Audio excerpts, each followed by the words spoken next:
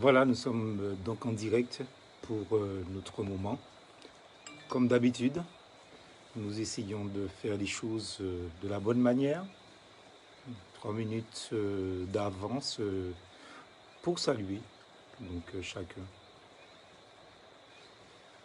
Voilà, j'attends que chaque personne se connecte. Je vois Amandine qui est déjà avec nous, fidèle. Salut à toi ma sœur, que Dieu te bénisse et bienvenue. Je vois d'autres personnes qui sont connectées, mais je n'arrive pas encore à les identifier. Donc, quand ce sera le cas, je vais de toute manière le faire. Alors, Marie-Madeleine RT, bienvenue à toi, ma sœur.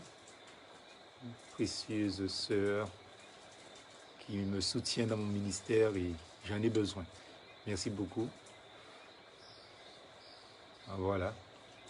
Je vois que la sœur Johanna donc, a déjà transmis sur le groupe de l'église évangélique baptiste d'Ajoupa-Bouillon le lien. Donc je salue mon frère François, Nicole, bonsoir à toi ma soeur, Marie-Vonne et Favière, oui, excuse-moi, je te salue, Paulette Gérol, bonsoir, Alexis, merci aussi, donc je te salue, Esther, coucou, salut, je te salue, tous ceux qui se connectent pour cette étude biblique, la deuxième partie du thème la tentation de Jésus-Christ au désert. Donc, nous allons voir le deuxième point ensemble ce soir. Et j'espère qu'il y aura d'autres personnes qui vont se connecter. Je profite en voyant Johanna et puis en voyant aussi l'église évangélique baptiste d'Ajoupa-Bouillon connectée. Donc, pour saluer tous ceux qui regardent la vidéo sur l'église évangélique baptiste d'Ajoupa-Bouillon, donc le site Facebook. Je vous salue tous. Des fois, je vous oublie. Je voudrais vous saluer aussi.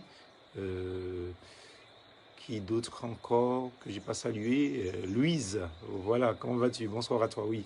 J'espère que tu es bien aussi. Que Dieu te bénisse, ainsi que tous les autres qui sont connectés. Je voudrais aussi saluer Kevin, Carole, qui sont branchés, bien sûr, et qui nous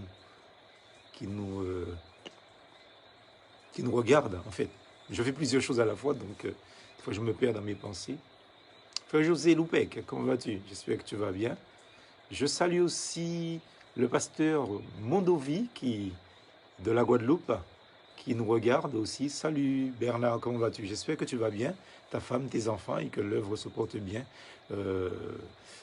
au moule, et puis aussi donc à Mornalo. Donc je sais que tu as la charge de 2 églises. Que Dieu te bénisse, transmets mes salutations aux bien-aimés de la Guadeloupe, que je connais très bien.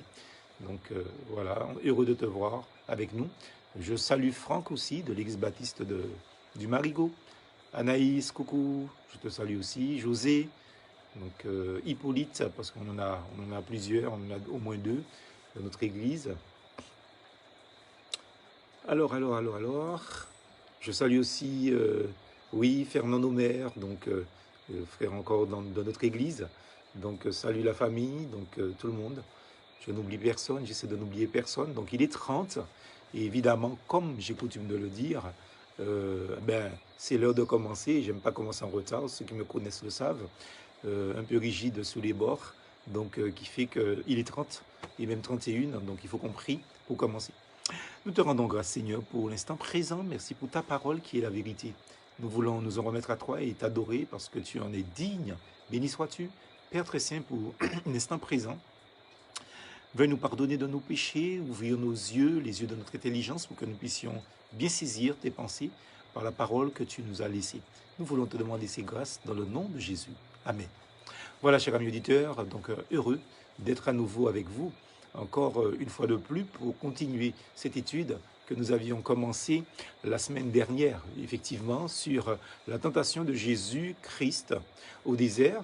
Et on a vu comment le Seigneur, lui, il agit, comment il bénit aussi le Christ pleinement homme dans son ministère qui commençait à cette époque de la tentation. Alors, je ne voudrais pas trop rester longtemps, mais juste pour prendre le fil. Donc, nous avons notre texte de base que nous n'avons pas lu la semaine dernière, dans Matthieu chapitre 4, versets 1 à 10. On a parlé, on a évoqué les versets.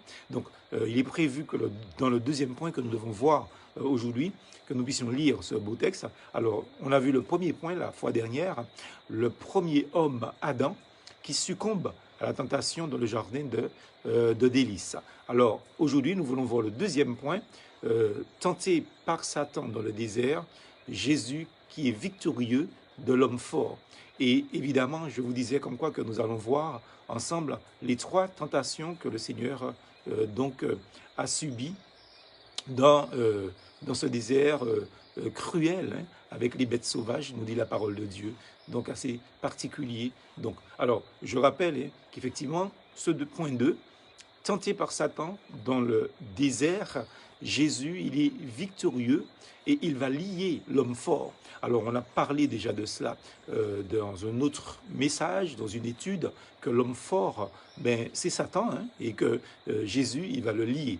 Alors, je voudrais vraiment que nous puissions prendre le temps, pour une fois, de faire une lecture assez conséquente bien sûr, et je vous demande simplement d'écouter, ce n'est pas la peine de chercher, parce que peut-être que ça prendra trop de temps pour vous. Alors, Matthieu chapitre 4, versets 1 à 10, pour ce deuxième point, intitulé « Tenté par Satan dans le désert, Jésus est victorieux et il va lier l'homme fort ».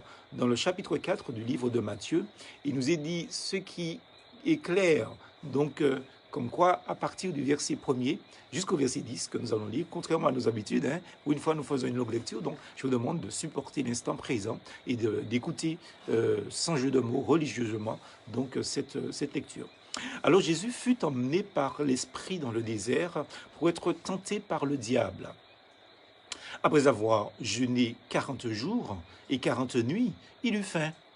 Le tentateur, s'étant approché, lui dit « Si tu es le Fils de Dieu, ordonne que ces pierres deviennent des pains. » Jésus répondit « Il est écrit, l'homme ne vivra pas de pain seulement, mais de toute parole qui sortira de la bouche de Dieu. » Le diable le transporta dans la ville sainte, le plaça sur le haut du temple et lui dit « Si tu es le Fils de Dieu, jette-toi en bas, car il est écrit « Il donnera des ordres à ses anges à ton sujet, et ils te porteront sur les mains de peur que ton pied ne heurte contre une pierre. » Jésus dit « Il est aussi écrit « Tu ne tenteras pas le Seigneur ton Dieu. » Le diable le transporta encore sur une montagne très élevée, lui montra tous les royaumes du monde et leur gloire, et lui dit « Je te donnerai toutes ces choses si tu te prosternes et m'adores. » Jésus lui dit « Retire-toi, Satan, car il est écrit « Tu adoreras le Seigneur ton Dieu et tu le serviras lui seul. » Alors, au verset 11, on va quand même lire le verset 11 parce que ça semble important pour le contexte de notre étude. Au verset 11, « Alors le diable le laissa et voici les anges vinrent auprès de Jésus et le servaient. » Donc c'est important que nous puissions lire donc, ce beau texte pour nous rappeler de manière évidente, se rappeler à nos souvenirs bien cette épisode, cette partie de la vie de notre Seigneur Jésus-Christ qui a été assez particulier. Donc, avant que le Christ Jésus commence son ministère ici-bas, nous l'avons dit la semaine dernière, Satan se présente à lui, il se présente pour le tenter, comme il avait déjà fait avec Adam. Donc, nous rappelons ce que nous avons dit, parce que c'est important. Donc, et il est évident que Adam, qui ne manquait de rien dans le jardin d'Éden, où il vivait, Dieu lui-même venait lui parler au frais du jour. C'est extraordinaire, donc on a dit ça. Donc, pourtant, ce qui s'est passé lors de la tentation placée devant lui par l'ennemi, eh bien, l'homme a essuyé une défaite complète, totale, terrible. Et donc, ce qui va se passer maintenant, c'est que le diable s'est aussi efforcé de faire sortir l'homme Christ, parce que nous le savons, Jésus-Christ, il est pleinement homme et il est pleinement Dieu aussi. Donc, il va, d'une certaine manière, s'efforcer de faire sortir l'homme Christ, Jésus, du chemin de l'obéissance à la volonté de Dieu. Donc, le diable a exercé sur Jésus tous ses efforts de séduction en lui présentant en fait des choses désirables. Et je le dis toujours, Satan ne va jamais tenter quelqu'un par quelque chose d'indésirable. Il faut faire très attention. Donc, mais ce qui est extraordinaire dans le texte, c'est que le Seigneur a été donc le grand vainqueur parce que le diable a été entièrement vaincu par l'homme Jésus, Jésus pleinement homme, parfaitement obéissant. Alors il faut faire très attention à cette erreur qui circule un peu partout, parce qu'il y a des personnes qui disent que la victoire de Christ est le fait que Satan a eu affaire à Jésus en tant que Dieu. Non, c'est Jésus pleinement homme. Sinon, tout serait faussé. C'est pour ça qu'il est dit que Christ a été tenté comme nous en toutes choses. C'est pas Dieu qui a été tenté par le mal, c'est la personne de Christ, même humaine, Christ pleinement homme. Et Jésus a donc été emmené par l'Esprit pour être tenté par le diable. Alors, ça c'est assez particulier pour nous parce que Dieu peut nous mettre dans une situation où il sait comme quoi que nous serons sujets donc à des attaques de l'ennemi. Souvenez-vous de l'épisode de la vie de Job, grand serviteur de Dieu par excellence, homme dont il est dit qu'il était intègre et droit et qu'il était fidèle et qu'il n'y avait personne comme lui. Donc, qui sommes-nous, vous et moi, pour que le Seigneur, je vais dire, nous fasse un traitement, je vais dire, hors norme, particulier, privilégié. Donc, il faut bien comprendre. Donc, la scène là maintenant, nous déposons maintenant le contexte là devant nous, se déroule au désert, en présence, et j'ai toujours été impressionné par cette petite phrase, en présence des bêtes sauvages. En présence des bêtes sauvages. C'est ce qui est dit dans Marc chapitre 1, versets 12 et 13. Aussitôt l'Esprit il poussa Jésus dans le désert, où il passa 40 jours et 40 nuits tenté par Satan. Alors, donc là encore, une belle précision que nous devons faire, parce que il est dit qu'il nous est rapporté plutôt, 3 tentations de la part de Satan contre Jésus ou face à Jésus.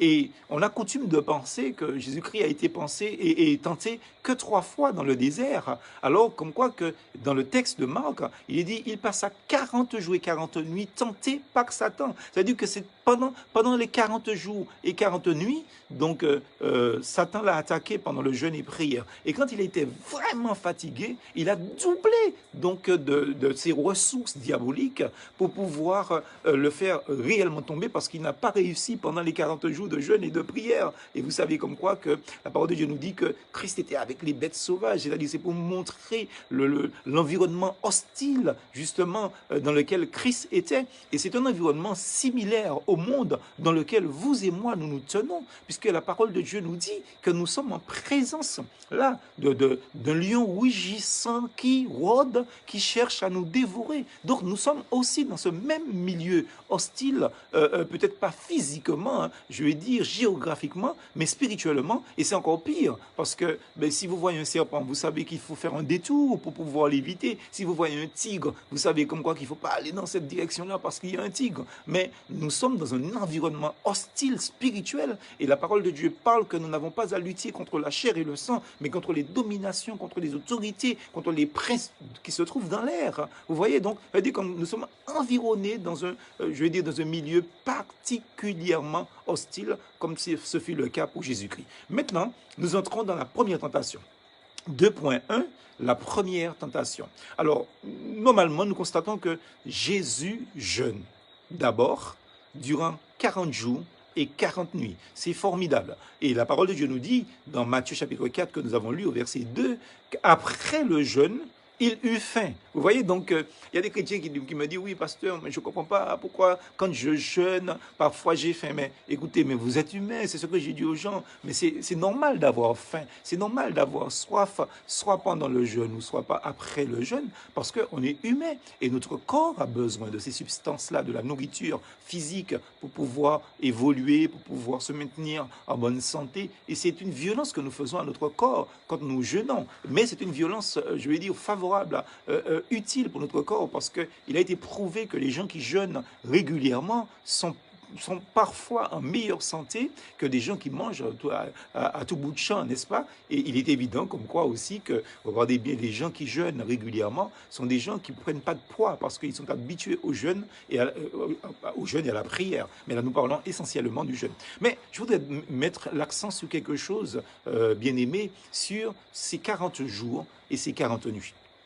Alors, je trouve ça malheureux parce que des tas d'églises, je ne sais pas s'il faut parler d'église, mais enfin, c'est devenu une mode. Je ne sais pas si vous avez compris ça dans le XXe siècle et maintenant dans le XXIe siècle dans lequel nous nous trouvons, eh bien, que des églises organisent 40 jours de jeûne et de prière. On fait des séminaires pour 40 jours de jeûne et de prière. Et je trouve ça malheureux. Je trouve ça très, très malheureux de faire ça.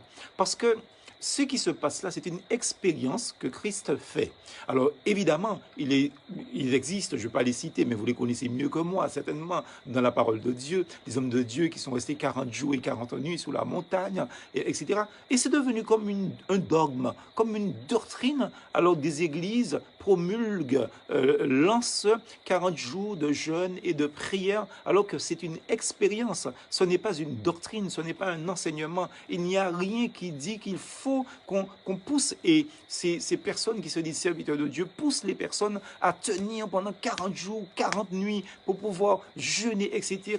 Mais je trouve ça dangereux. Et dans la parole de Dieu, il est nullement écrit qu'une église doit absolument imposer à ses fidèles 40 jours de jeûne et de prière. Attention, je vous dis attention, parce que ça, ce n'est pas biblique. Si une personne d'elle-même prend la décision, ce que je trouve d'ailleurs quand même dangereux, parce que ce n'est pas rien, il faut faire attention. Hein. Donc, si une personne prend d'elle-même cette décision, ça c'est son problème. Mais que des églises, soi-disant entre guillemets, que des serviteurs, soi-disant encore entre guillemets, promulgue et fait un dogme, fait une doctrine avec ses 40 jours et 40 nuits de jeûne et de prière et l'impose à la communauté chrétienne, eh bien, je trouve ça, pour moi, c'est complètement à côté de la plaque, parce que le Seigneur le dit d'ailleurs, qu'il prend plaisir plus au sacrifice, et à l'obéissance, pardon, excusez-moi, il prend plus plaisir à l'obéissance qu'au sacrifice, justement. Donc, et je pense que c'est pas bien, c'est pas bien de le faire, et il faut faire très attention, ne pas imposer aux gens des choses que nous-mêmes d'ailleurs, nous ne pouvons pas supporter, et que le Seigneur ne nous a pas donné d'autorité pour l'imposer aux autres. Et évidemment, il est dit, donc, même Jésus, après ces 40 jours et 40 nuits, il eut faim. Donc, ce qui veut dire que la privation devient, vous savez, une souffrance susceptible d'ouvrir la porte à la tentation. Et ce que je dis là est vrai dans tous les domaines. Quand des personnes souffrent, quand des personnes se trouvent dans la douleur, regardez bien, hein, quand il y a des personnes, par exemple, qui ont des difficultés financières, hein, eh bien, à ce moment-là, ils sont prêts à tout faire. Et il y a des jeunes gens, malheureusement, et des jeunes filles, et des personnes adultes qui vendent leur corps parce qu'ils ont besoin d'argent. C'est ce que je vous dis, c'est-à-dire que la privation devient une souffrance qui est susceptible d'ouvrir la porte à la tentation. Et comme l'ennemi connaît l'être humain, et n'oubliez pas, je vous ai dit que l'ennemi, il a des millénaires, des siècles et des millénaires d'expérience du cœur humain, il sait comment le prendre, justement, eh bien, c'est à ce moment-là qu'il va s'incruster d'une certaine manière dans l'environnement de Jésus-Christ, pas dans la vie de Jésus-Christ, attention, dans l'environnement de Jésus-Christ, pour pouvoir le tenter, parce que Jésus-Christ est dans un état de faiblesse physique, parce qu'il est pleinement homme, et cette faiblesse physique-là, et ce n'est pas un péché, c'est simplement qu'il a faim, et quand on a faim, on est dans un état de faiblesse, et on est plus susceptible de tomber dans certaines tentations. Alors que Dieu nous garde, que Dieu nous protège pour pas que dans les moments de faiblesse, parce qu'on est dans une souffrance, eh bien qu'on puisse pécher. Ça peut être aussi péché par les lèvres. Hein, c'est-à-dire que le truc est tellement difficile. Pendant le cas de Job qui souffrait, il aurait pu pécher par les lèvres. Et Satan a fait un gros coup là, par exemple, en envoyant l'épouse de Job pour lui dire, mais tu souffres et tu demeures intègre, fidèle et intègre dans ton état, maudit Dieu et meurt. Vous voyez, donc il est dans un état critique, il est dans un état très poussé de souffrance, et comme la chair est faible, à ce moment-là, Satan envoie sa femme pour lui dire, maudit Dieu et meurt. Ça veut dire, suicide-toi, en fait. Hein, c'est ce qu'il lui dit. Vous voyez le bon conseil de Madame Job, comme quoi que par moment, il faut savoir donc se taire au lieu de parler. Donc, et c'est pour Christ la même chose. C'est à ce moment-là que le tentateur, il s'approche et il lui dit, au verset 3, « Si tu es le Fils de Dieu, dis que ces pierres deviennent des pains. » Dis que ces pierres deviennent des pains. Alors vous voyez donc, c'est terrible. Hein. Ça va agir de son propre gré. Il veut pousser Jésus-Christ à user de sa puissance divine pour assouvir sa faim. Vous voyez donc, qu'est-ce qui se passe là? Si le Seigneur Jésus-Christ était et est bien évidemment de toute éternité, parce que nous le savons, le Seigneur, il est Dieu de toute éternité, tout-puissant. Mais sachons, et je le redis, qu'il était aussi pleinement homme. Et à ce moment-là, Satan va le tenter à ce titre, justement, parce que ce que Christ veut, c'est obéir à son Père. Il ne voulait obéir qu'à Dieu seul. Et il n'accordait aucune place, mais aucune place à sa propre volonté. D'ailleurs, dans Matthieu, chapitre 26, au verset 39, il dit, « Puis, ayant fait quelques pas en avant, Christ se jeta sur sa face et pria ainsi, « Mon Père, s'il est possible que cette coupe s'éloigne de moi, toutefois, non pas ce que je veux, mais ce que tu veux. » Vous voyez, donc cette chose est très très importante pour nous, frères et sœurs et amis qui nous écoutent en ce moment. Au lieu d'entamer comme Ève, vous voyez, donc c'est important, hein, au lieu d'entamer comme Ève, notre parente, une discussion avec Satan, eh bien, qu'est-ce qui se passe? Eh bien, Jésus lui répond en se servant d'une ressource parfaite, mais inébranlable, je vais dire inattaquable. C'est l'écriture que Dieu a donnée à l'homme, à vous et à moi, pour pouvoir nous diriger dans ce monde, pour repousser l'ennemi. Et Jésus va dire à Satan, il est écrit, l'homme ne vivra pas de pain seulement, mais de toute parole qui sortira de la bouche de Dieu. Et cette parole-là que Jésus prononce dans Matthieu 4, au verset 4, est la réplique, je vais dire, parfaite du Deutéronome, chapitre 8, au verset 3. Donc, Christ va se servir de la parole pour pouvoir résister à Satan. Et je pense que c'est ce qui nous manque, frères et sœurs. C'est par la parole que nous pouvons résister au diable, que nous pouvons faire, je vais dire, la guerre à celui qui nous fait la guerre à notre âme aussi, et non par nos propres forces, par notre propre conviction. D'ailleurs, disait le prophète, c'est par ton esprit, et ce n'est ni par la force, ni par la puissance, mais par ton esprit, donc que nous devons combattre, évidemment par l'Esprit de Dieu. Donc, Jésus met en évidence là une vérité fondamentale, donc une vérité extraordinaire. Donc, on n'a pas cherché à discuter avec le diable. On a ce que la Bible nous demande. La Bible ne nous demande jamais de discuter avec l'ennemi. Il nous demande de lui résister. Et le moyen de lui résister, c'est de prendre la parole de Dieu et de lui dire, donc, Dieu a dit. Et évidemment, donc, si Ève a répondu, a entamé un dialogue, c'est que Ève était dans un état donc de tentation et elle était attirée par l'interdiction, donc l'objet de l'interdiction qu'en fait que Dieu avait, je vais dire, promulgué. Et de ce fait, le doute étant entré dans le cœur de Ève, il est évident comme quoi que ça a été facile pour l'ennemi de la persuader, donc voilà qu'elle pouvait donc manger du fruit de l'arbre que le Seigneur lui avait interdit aux hommes. Et effectivement, nous connaissons la suite, bien évidemment. Mais Jésus-Christ va employer la parole dans un autre contexte, pas dans le même style qu'Ève emploie la parole pour pouvoir justement d'une certaine manière même perpétuer le doute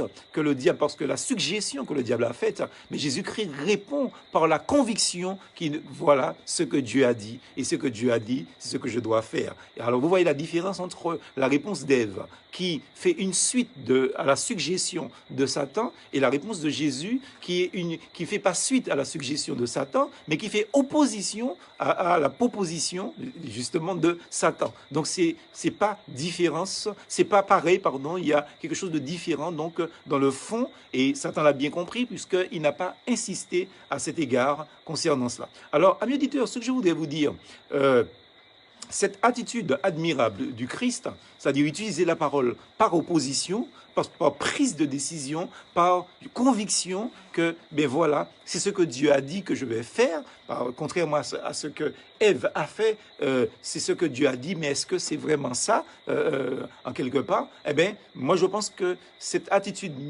admirable du Christ, c'est une attitude qui se retrouve tout au long de la vie de notre Seigneur et Sauveur Jésus-Christ. Par exemple, dans Jean, au chapitre 8, au verset 29, il dit « Je fais les choses, je fais ce qui lui plaît. » Il fait ce qui plaît à Dieu.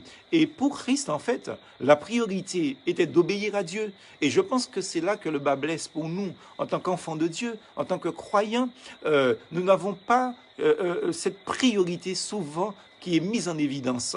Nous voulons répondre aux desiderata de notre chair, de notre environnement. Nous voulons faire plaisir aux gens. Par exemple, nous fonctionnons avec le sentimental, vous voyez, les émotions, et nous sommes vite menés en erreur, en quelque part, parce que, tout simplement, nous fonctionnons avec les émotions, alors que nous devons fonctionner avec la foi et la conviction que ce que Dieu a dit, c'est ce qui doit se faire. Donc, c'est important, comme quoi, que nous puissions avoir cette attitude de Jésus-Christ qui, tout au long de sa vie, disait, par exemple, « Je fais toujours ce qui lui est agréable ». Quand Dieu dit quelque chose, nous n'avons pas à analyser ce que Dieu a dit pour obéir. Je vous prends un autre exemple, bien simple. Prenons le cas de Jean-Baptiste. Jean-Baptiste, il voit venir devant lui Jésus-Christ. Et à ce moment-là, il était le seul à avoir le discernement spirituel pour savoir qui était ce personnage, entre guillemets, qui venait face à lui et qui lui demandait d'être baptisé, en fait, de se faire baptiser par Jean. Et Jean s'y oppose parce qu'il sait très bien que ce n'est pas un pharisien, ce n'est pas un sadducéen, ce n'est pas un essénien, ce n'est pas quelqu'un de quelconque, c'est le Fils de Dieu lui-même. Et il s'y oppose. Il dit, mais non, je ne vais pas faire ça, c'est moi qui ai besoin d'être baptisé par toi. Et qu'est-ce qu'il lui dit? Il est convenable que nous pratiquions ce qui est juste. Et tout de suite, Jean cesse de s'y opposer. Vous voyez, jusqu'à maintenant, Christ n'avait pas parlé. Christ a parlé, eh bien Jean l'a baptisé tout de suite. Si c'était nous, on aurait dit oui, mais Seigneur, oui, mais pourquoi? Donc vous voyez, et c'est ça notre problème, c'est le fait de vouloir raisonner la parole de Dieu comme si Dieu n'a pas pensé ce qu'il dit. En fait, peut-être que Dieu se serait trompé en quelque part. Donc oui, mais Seigneur, tu as pensé, tu as réfléchi à... Donc c'est un peu cela. Alors que nous avons affaire à un Dieu tout-puissant, omniscient, donc qui sait toutes choses. Et il est évident que ce que Dieu dit, sa parole, est la vérité. Si Dieu nous dit, et j'aime à dire, ça ne doit pas plaire aux rationnels, aux rationalistes, ça ne doit pas plaire à ceux qui ont l'esprit rebelle, etc. Mais j'aime à dire souvent que si Dieu nous dit quelque chose est blanc ou quelque chose est noir, prenons le cas de noir, n'est-ce pas? Parce que faut pas que ça pose polémique. Si Dieu nous dit que quelque chose est noir et qu'en réalité la chose est blanche, eh bien c'est noir. Parce que Dieu l'a dit. Même si nous voyons que c'est blanc, si Dieu nous dit que c'est noir, eh bien c'est ce qu'on doit croire. On ne doit pas raisonner avec Dieu. Parce que si Dieu dit quelque chose, c'est la vérité. Il est la vérité par excellence. Donc, ce devait être, moi je crois, cette priorité d'obéir à Dieu, ce devait être notre ligne de conduite.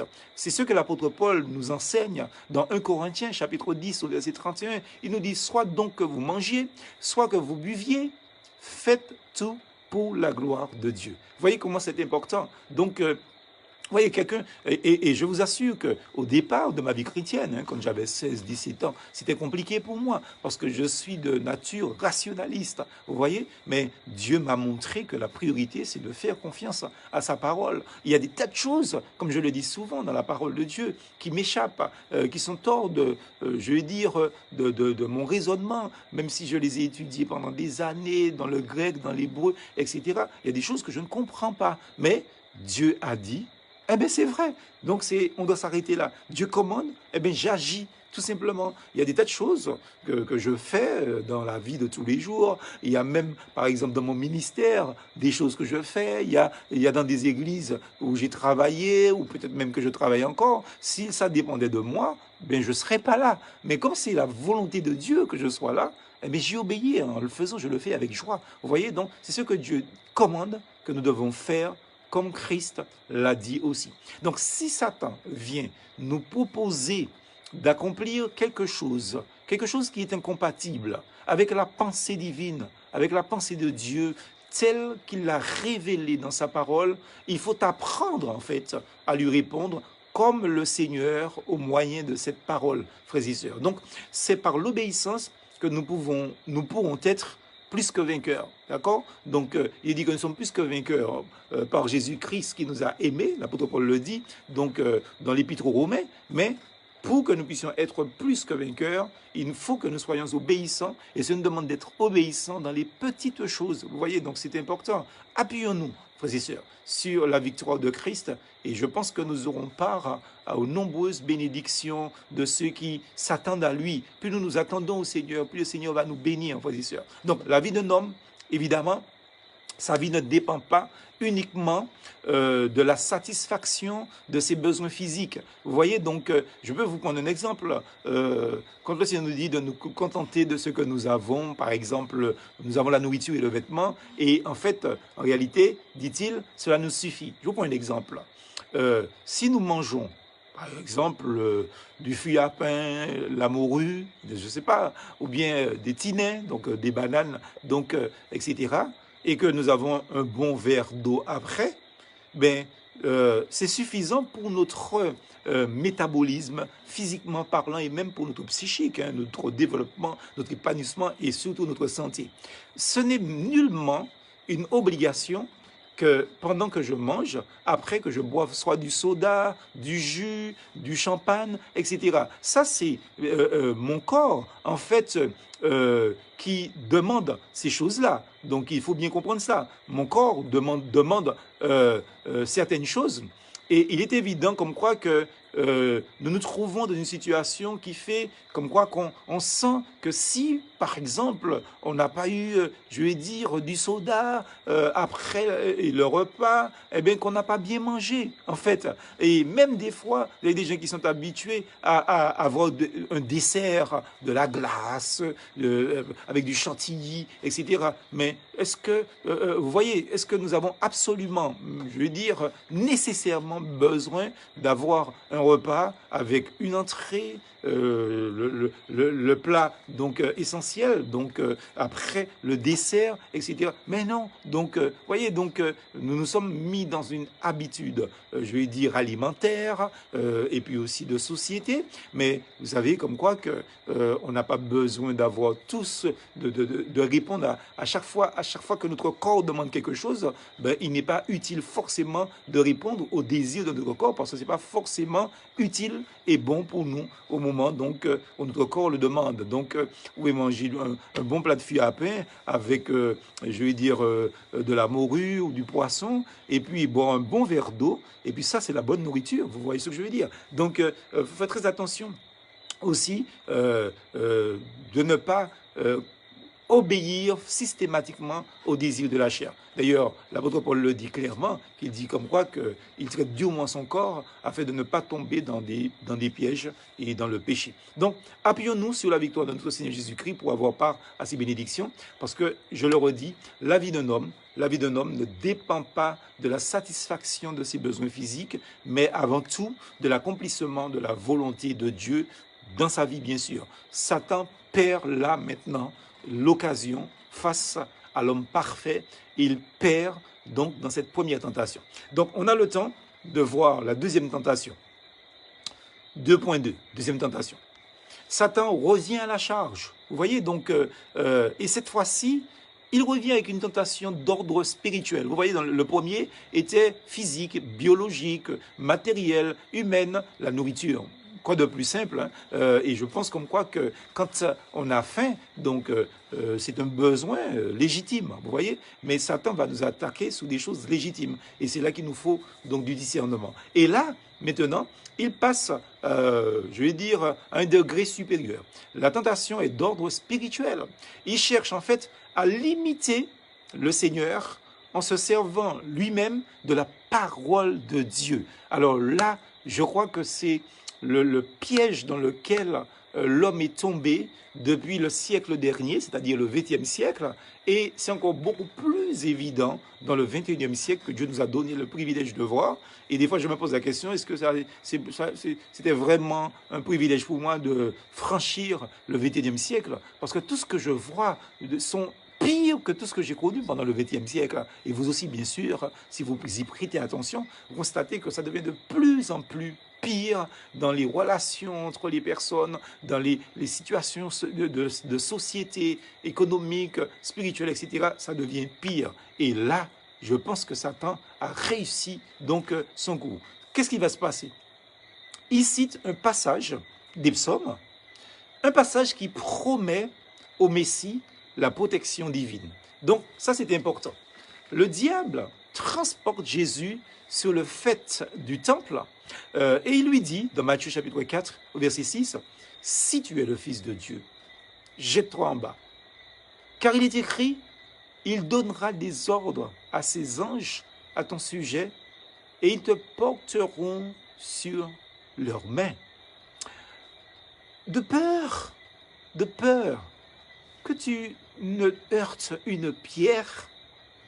Vous voyez, donc, c'est même sentimental, en quelque part, là. Donc, mais bien sûr, c'est spirituel, parce qu'il va utiliser donc une situation assez particulière.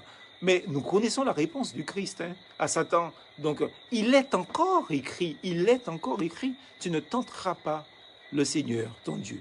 Et la tentation, elle est spirituelle, dans le sens que il utilise la tentation de Dieu, tenter Dieu. Pourquoi je dis que c'est spirituel? Parce que dans la parole de Dieu, dans le livre de Deutéronome, dans le livre des Nombres, mais le Seigneur dit, tu ne tenteras pas le Seigneur ton Dieu. Et Satan va utiliser donc cette situation pour pouvoir tenter Jésus-Christ. Et ce texte dont je vous parle dans le livre du Deutéronome que Jésus cite dans Matthieu chapitre 7 se retrouve dans Deutéronome chapitre 8 au verset 16. Donc tu ne tenteras pas le Seigneur ton Dieu. Donc le diable cite une partie de la parole de Dieu et il omet les autres qui concernent cette partie-là, et c'est ce qui lui permet en fait d'en tirer des conclusions abusives. Donc, et cette façon trompeuse de présenter l'Écriture en la déformant, n'est-ce pas, se retrouve souvent chez les agents actuels de Satan, cette main-d'œuvre humaine qu'il a, dont il est le seul à avoir le secret, hélas. Donc, si nous savions, donc on aurait contré, mais il faut du discernement spirituel quand même. Mais nous constatons comme quoi que les gens prennent la parole de Dieu souvent hors de leur contexte pour faire des choses.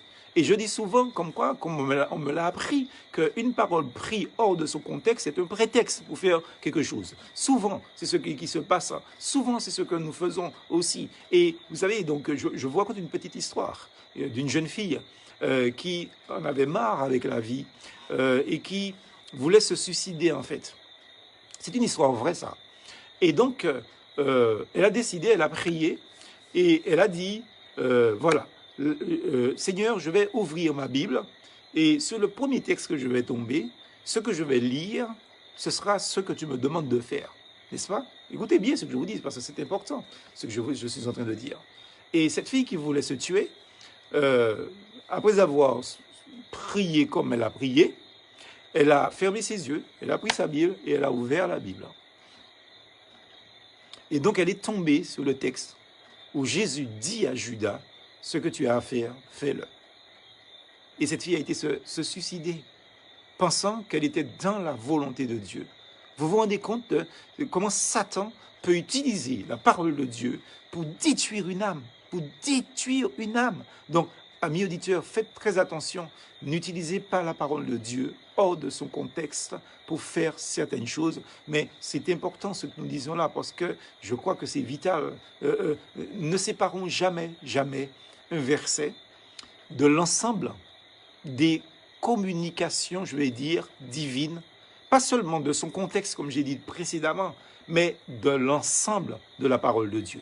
Donc, et c'est ce que des tas de personnes font quand je prêche l'évangile dans une église, quand parfois je fais des conférences, puisque, bon, comme je suis conférencier aussi, comme je fais des conférences, les gens me disent, oui, mais vous avez dit ça, mais par endroit, il est écrit ça. Mais il faut prendre le contexte du texte, et en plus du contexte, tout ce que la Bible dit par rapport à ce texte et au contexte de ce texte pour le comprendre. Parce que je suis convaincu d'une chose, nous avons besoin de toute la parole de Dieu parce que ces différentes parties se complètent mutuellement. D'ailleurs, dans 2 Timothée, chapitre 3, versets 16 et 17, il est dit « Toute écriture est inspirée de Dieu, est utile pour enseigner, pour convaincre, pour corriger, pour instruire dans la justice, afin que l'homme de Dieu soit accompli et propre à toute bonne œuvre. » Propre à toute bonne œuvre. Donc, tenter Dieu, c'est chercher à le mettre à l'épreuve, à vérifier la véracité de ses promesses. Vous vous rendez compte de ça? On essaie de vérifier la véracité des promesses de Dieu. Donc,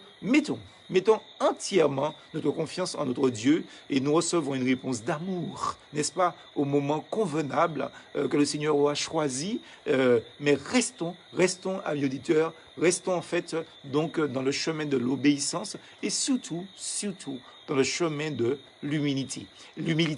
C'est donc le nouveau, de nouveau là, donc au moyen de l'écriture, au moyen de la parole de Dieu, la Bible, que le Seigneur est encore, là encore, vainqueur donc de Satan une deuxième fois dans cet épisode-là. Maintenant, la dernière tentation, on a le temps. Troisième tentation, 2.3.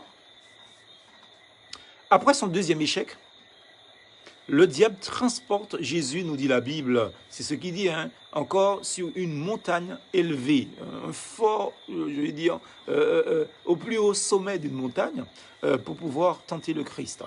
Et la parole de Dieu nous dit qu'il lui montre, le diable l'ayant élevé, en un instant, lui montrera tous les royaumes de ce monde et leur gloire.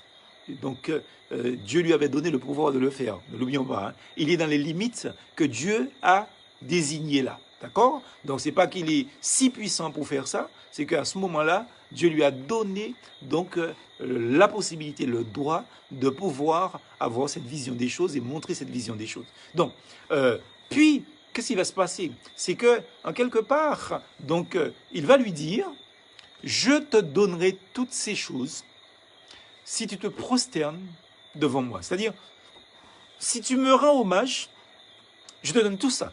Vous voyez? Et vous savez, c'est ce qui se passe. Je ne sais pas comment ça se passe dans les autres villes de la Martinique, et dans les autres pays. Mais on raconte souvent des histoires de personnes qui vont demander la richesse à l'ennemi. Et puis le prix, c'est de leur donner son âme, de l'adorer. Et là, le diable propose la même chose à Jésus-Christ. Si tu me rends hommage, si tu m'adores.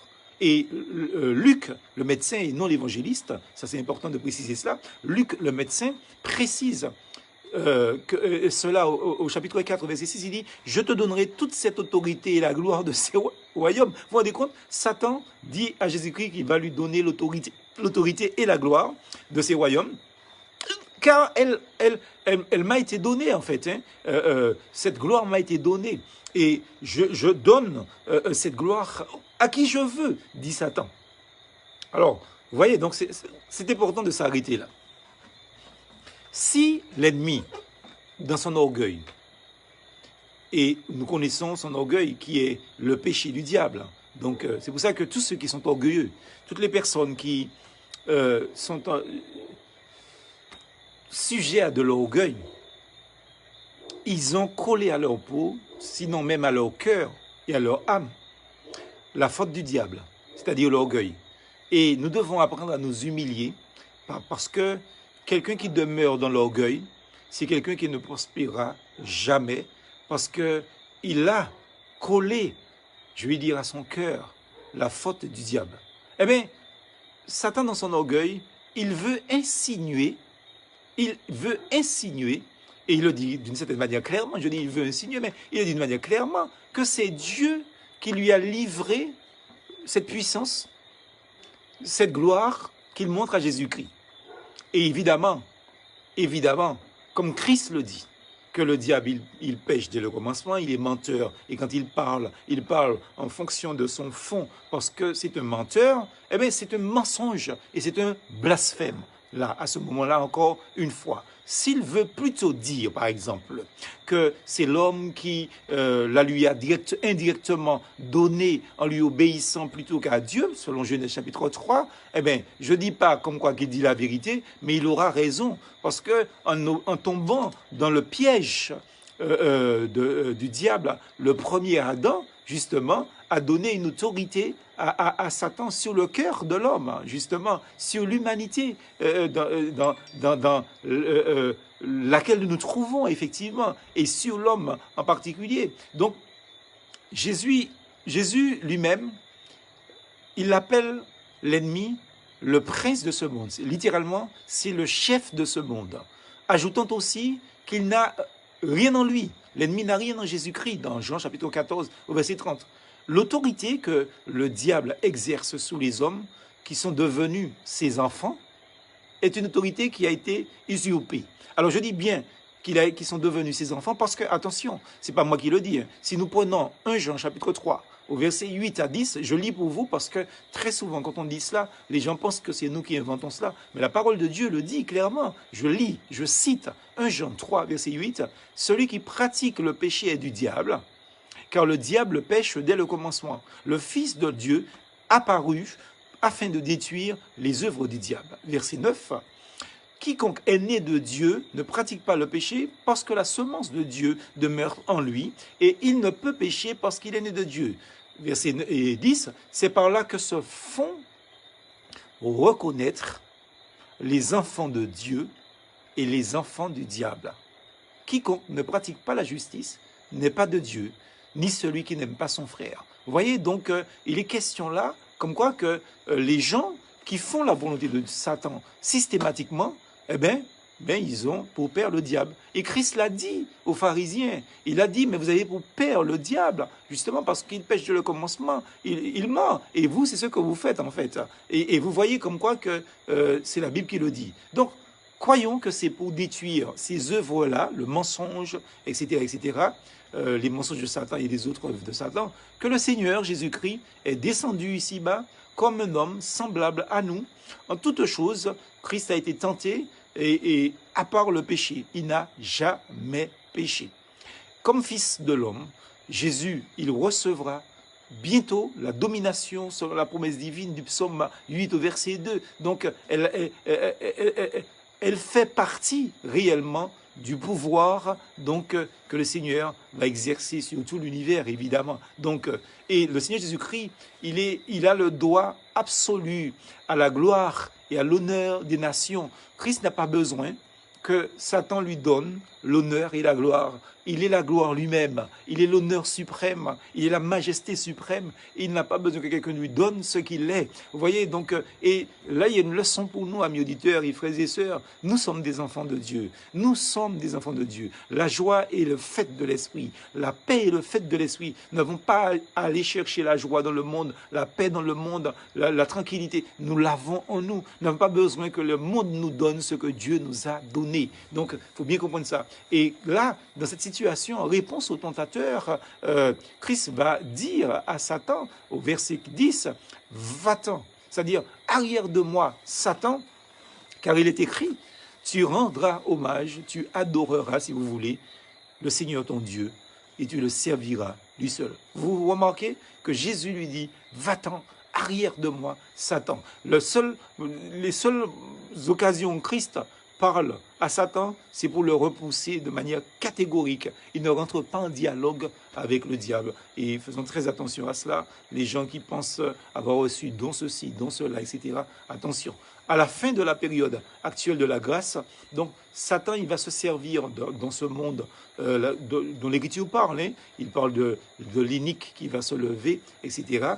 Et il est évident que selon ce que la Bible dit, que cet homme, il va exercer un grand pouvoir sur la terre, mais au moment de l'apparition du Seigneur, le Seigneur dit que cet homme de péché sera anéanti par le souffle de la bouche de Jésus-Christ. 2 Thessaloniciens, chapitre 2, verset 8. Satan, donc Dieu, voyez, c'est pour ça qu'il ne faut pas penser qu'il y a deux forces qui sont égaux, donc des forces qui se battent, qui sont similaires, qui sont semblables, qui se battent. Non, non, Dieu, il n'est pas à la hauteur de Satan. Dieu, il est plus élevé, il est tout puissant. Donc, et Dieu ne va pas combattre le diable. Il est dit que ce n'est pas simplement le souffle de sa bouche. C'est-à-dire Dieu, il dit une chose et puis l'ennemi est terrassé. C'est pour ça qu'il faut que nous nous confions dans ce Dieu-là, parce qu'il est tout puissant. Donc, à ce moment, lors de cette troisième tentation, nous allons nous arrêter là pour ce soir, donc Christ confond et il impose le silence évoqué, justement, qui est évoqué dans le psaume 8, au verset 3.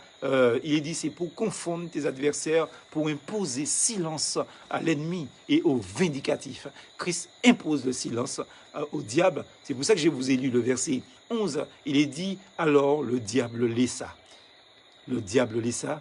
Et voici, les anges vinrent servir Jésus, etc. Donc, nous allons parler de ça dans le troisième point, vendredi prochain. Donc, et ensuite, et puis, si nous avons le temps, bien sûr, de ce troisième point, nous allons voir une autre tentation, parce que les tentations ne s'arrêtent pas. On a de bonnes raisons de penser que Christ a été encore tenté après avoir sorti de ce moment-là, après être sorti de ce moment-là, et pendant tout son ministère, il a été tenté.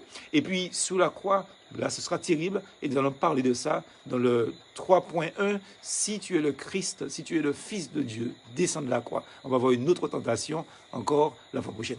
Alors que Dieu bénisse sa parole dans vos cœurs. J'espère que cette parole vous aura réconforté, vous aura fait du bien, vous apporter un baume spirituel venant de la part de l'Esprit de Dieu et de Dieu lui-même en particulier. J'espère que ça vous aura édifié. On va se donner rendez-vous pour cette étude vendredi prochain, si Dieu le permet. Et puis, bien sûr, donc pour le culte dominical, le message donc de dimanche matin, on se donne rendez-vous à 11h sur ce même site pour le message. Nous allons prier ensemble. Père très saint, nous te bénissons pour ta parole et te remercions pour les croyants qui sont assidus et qui écoutent ta parole. Bénis cette parole dans leur cœur et donne-leur la capacité donc de retenir chacun d'entre nous cette capacité pour que nous retenions cette parole afin de la mettre en pratique et de vivre par elle.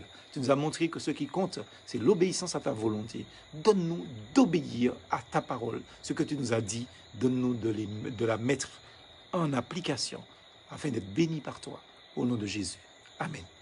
Voilà, chers amis auditeurs, je vous dis donc merci pour votre fidélité.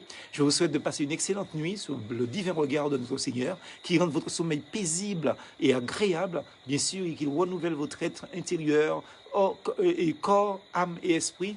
Et évidemment, je vous dis ma phrase classique, plus force en Jésus. À bientôt. Que Dieu vous garde. Soyez bénis.